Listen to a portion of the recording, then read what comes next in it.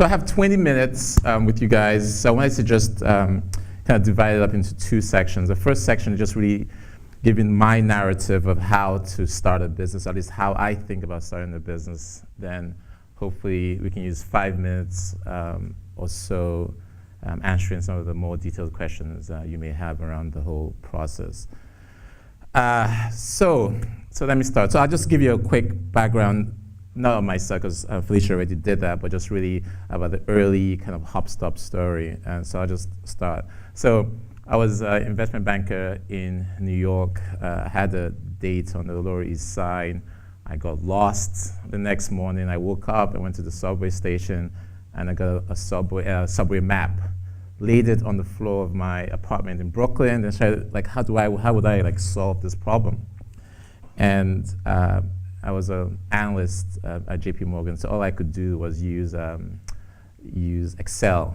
So I used Excel, put like a table, roots, stops, and then I went to a site called Elance, now called Upwork, and I put in a job saying, look, I need a software developer to write an algorithm who can solve this matrix, this data set. And I found through the universe or some other way, I found almost the ideal person to do the job. He now works for Apple as a lead in transit, in the transit product, but it's just through some unbelievable luck that I found that level of talent in one person, and he by far was probably the most critical person in the success of HopStop.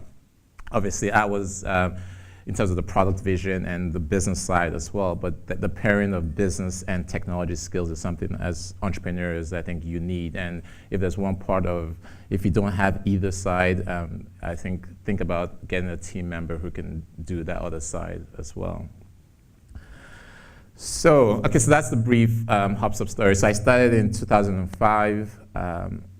I used to work for a hedge fund, so I quit my job, and January of that the next year, I was on my laptop and a developer in Russia. That's how HopStop started. Then through weeks and days of fixing the product, it became more successful. Lots of people started using it in New York. People told their friends. We grew, etc. But in 2009, I was really at a kind of tough point where I'm a product person. I just love thinking about products and solutions. And I'm not such a good sort of growth CEO. And I think that's what HopStop needed. And so what I did was I approached the board, and I told them that I thought we needed a new CEO for the company. They agreed, and they supported me in the decision. We hired a great CEO by the name of Joe Meyer, who shepherded the company's growth from 2009 to 2013 when the company was bought by Apple. Nothing anywhere close to the $1 billion that people are saying in the media, so just want to clarify and be clear on that. Okay, so that's the brief HopStop story, but I think what I want to do today is just at least share at least how I think about the entrepreneurial process and what if I could go back 15 years or 10 years, like how would I think about the new companies I would start. And so I had this model of sort of 5 C's. And so I think those 5 C's represent kind of the way I think about business. So the first one is creativity. The second is clarity. The third is conviction. The fourth is capital, and the fifth is concentration or confidence. So I'll go through each of them. But the first one is actually where, it's hard to put a number on it, but I think where most of the value as an entrepreneur happens, right? So it's really important that at least if, to the extent that I leave you with one message, it's this critical one, is the importance of creativity in how you think about business. So just think of all the big kind of things that have happened, products you use all the time, right? Somebody at some point imagined it, right? And you may not have imagined it for a bunch of reasons. Other people didn't imagine it for a bunch of reasons.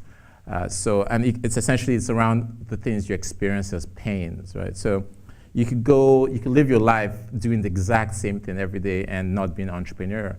So, but entrepreneurs have this habit of experiencing pain and then trying to figure out how to solve it.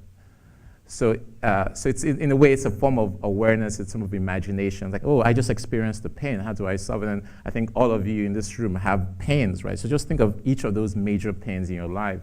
Those 3 major pains are business opportunities, because those are things that you would pay money, put efforts to solve, and no one seems to have solved it, right? So, so I'll say it again so that I'm 100% clear on what I mean. So imagine if you have a group of 100 people and everyone thinks alike, right? And then you think differently, and you say, oh, how come no one is doing this? And you do it, right? So you're immediately far more likely to be successful because you're the only one who's thought of that, right? If you think the same things that other people think, then you're going to build the same things other people have built, and why would anyone buy your service or use your product? So again, it's critical that if you don't have habits of imagination, of nurturing your creativity, and you don't put yourselves in ways where you kind of see differently, I think you're losing out on really what I think is the first creation. Just think of Uber, for example. It's not that each of us hadn't experienced pain looking for a taxi, right? You know, I have. I mean, like, you know, but the question is like, what happened to Travis's imagination? I said, oh, here's a solution, right? And I think if you look through your lives, you'll see there are points where you felt a pain, but you just ignored it, right? And whenever you feel a pain, try to figure out if there's a profitable solution to that pain. So I can't say enough of that about that importance of creativity. The second is clarity. So now that you have a pain point that you've established, it's like, wow, people seem to have this pain. I have this pain. Like, do you have this pain, right? So the next thing you have to do is to then have clarity as to that pain, right? So it could be that you could be the only person in the world who has that pain. It could be, well, 80% of the world has that pain, or, you know, women between the ages of 40 and 45 living in Arizona have that pain. But just having clarity as to the nature of that pain is critical to kind of thinking about the business. There are businesses that are profitable and can continue to exist as ongoing businesses. There are projects that solve the problem, but they aren't ongoing businesses. There are problems that are ongoing businesses that solve the problem, but they aren't big, right? So in terms of if your goal is to have some sort of large financial return, those are considerations you should think about. So on a practical level, right, it's just basically back to kind of market research, right? So now that you have a pain, really research it, understand who the customer is, what the nature of that pain point is.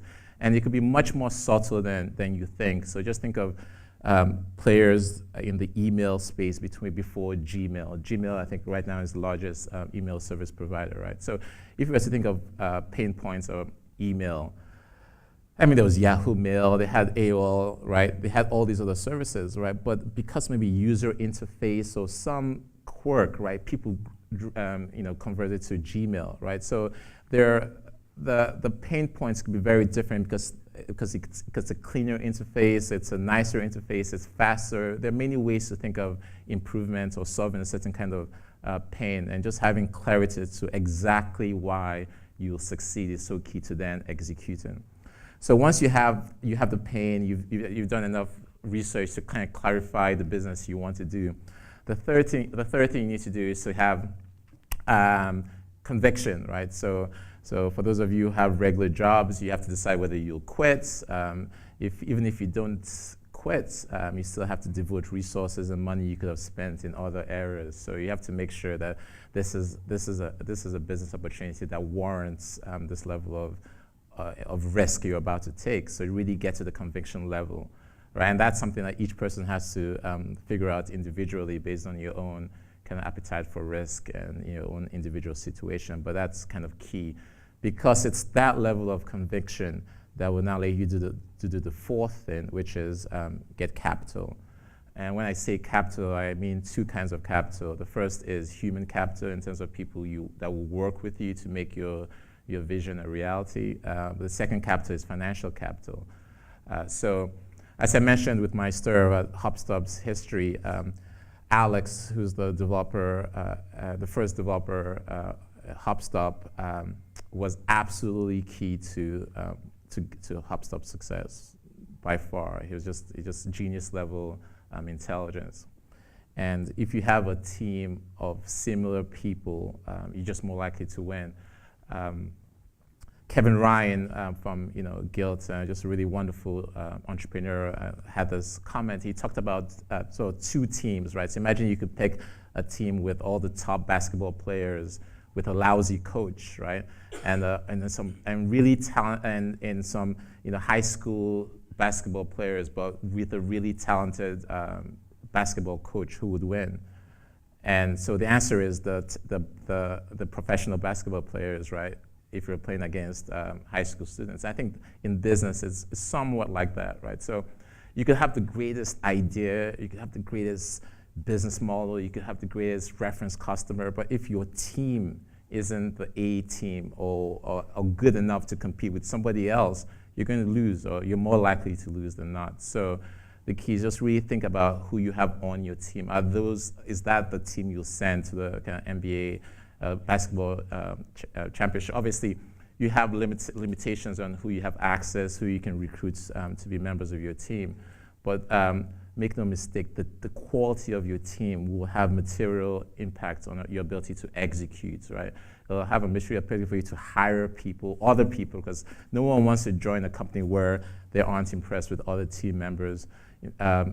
Venture capitalists and angel investors are less likely to invest in you if you don't have strong team members. And most importantly, your ability to execute on the idea is going to be quite limited when you don't have a good team. So I've started a bunch of businesses, over time, and many of them you've never heard of just because they never actually happened, right?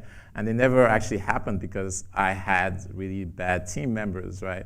And when I say bad team members, I don't mean they were bad people. It's just that in terms of them working at the pace and the quality that I expect, it was just horrible. And so you can spend, so a project that could have been 3 months or 6 months now becomes 2 years, right? Because you've gone through the problem with the login registration 5 times and there's still bugs in it, right?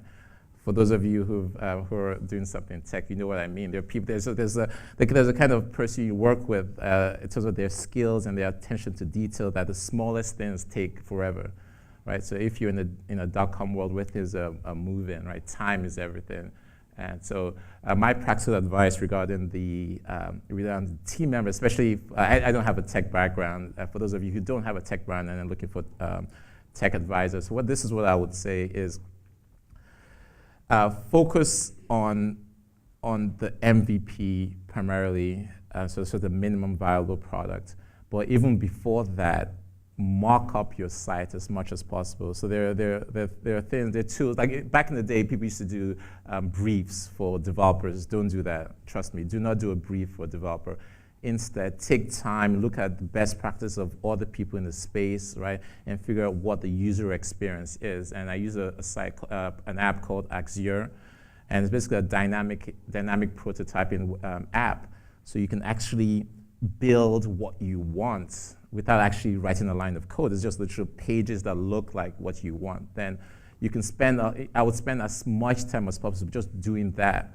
Because if you nail that, the back end is much easier, right? Like once you figure out this is how I plan to solve the problem, this is how my users will interface with the service, developers, first of all, have 100% clarity on what you need them to do. You can shop that project up with other developers and find the cheapest and highest quality developer. But most importantly, your spec, what you need the developer to do is clear. It's 100% clear, because when you click on this happens. I was just put to a brief that says, it's a much more complicated. So that's the one piece of practical advice I think has made the biggest difference in terms of how quickly I can build companies. So rapid prototype, use a prototyping software to build things that look like you want to build, even get to the point of design, right? So that once you have it, it makes the execution of your idea so much more likely to be successful. So I'm running a little bit out of time, so I'll just talk about briefly the last point, which is kind of conviction. So for those of you who've built companies or are currently building problems, you realize that essentially it's always fixing the problem, right? So you start off with a big use case, or like there aren't enough pamper e-commerce company in the world, and you want to create your own. So that's a big problem, right? But there are other problems like, okay, hiring, getting customers, fulfilling on time, getting feedback, right? So you're always in fixing mode, right? And that's just the key to every business. So every business is just a process of business being fixed, right? So that mentality of always thinking about the user, how could you improve? So I remember at HopStop, I would stare at HopStop had basically 3 pages, and I would stare at the pages, just trying to figure out like how could I improve on that particular page? What information would the user want to have? What would make the experience better for them, right? So you always have to be in that fixing mode in all kinds of things. Like how do you improve? How do you reduce your cost of customer acquisition? How do you grow much faster, etc. So that's the kind of conviction, confidence side. Just keep on chasing that goal now that you have clarity and confidence as to kind of what you're working on. I know it's a short period of time, but this, in my mind, is the way I think about any business I start, even with my current business, GigaMeet. Is take that process of kind of creativity of just like, what could I fix in this world, and pick a big, audacious problem, then have clarity, just make sure it's actually a real pain that people have. It's not just you, then have the, so I said creativity, confidence to then kind of work on it, and by having the conviction that it's worth building, then just putting your head down and building. So with that, I will open up the floor to questions and.